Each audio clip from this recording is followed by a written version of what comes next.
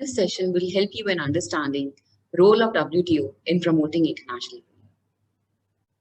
When we talk about WTO, first thing that comes to our mind is what is WTO. So WTO is an institution created with an objective to ensure free and fair trade.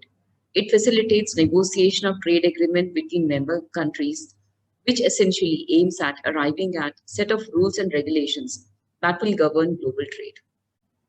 It also ensures implementation of these trade agreements between member countries and also helps in dispute settlement between member countries of WTO.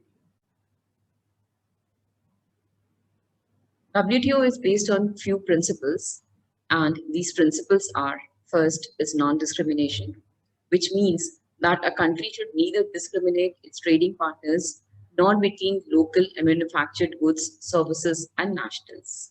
The other principle of WTO is liberal trade.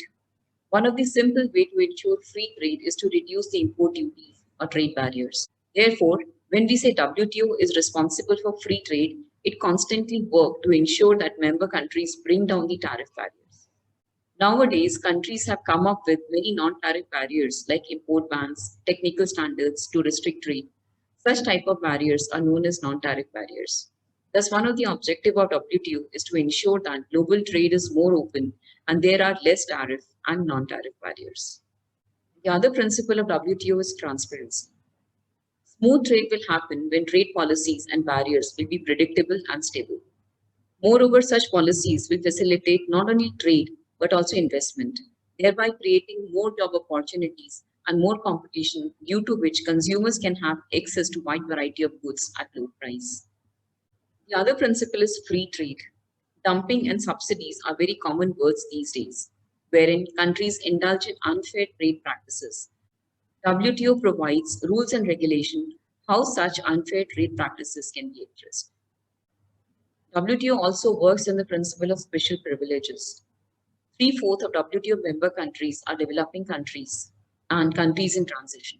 Moving towards more open economy will be detrimental to their growth. Therefore, more transition period is given to them to adjust the unfamiliar and difficult WTO provisions. Agreement of WTO has special provisions for these countries. Last principle of WTO is concern for environment. On one hand, WTO agreement permit members to take measures to protect the environment, public health, animal health, and plant health. But at the same time, WTO also ensure that member countries do not use environmental protection measures as a protectionist policy. Hope this session helped you in understanding basic principles of WTO. Do watch out for more videos on various agreements of WTO. Thank you. In case of any query, you can write to me at alkamya@gmail.com.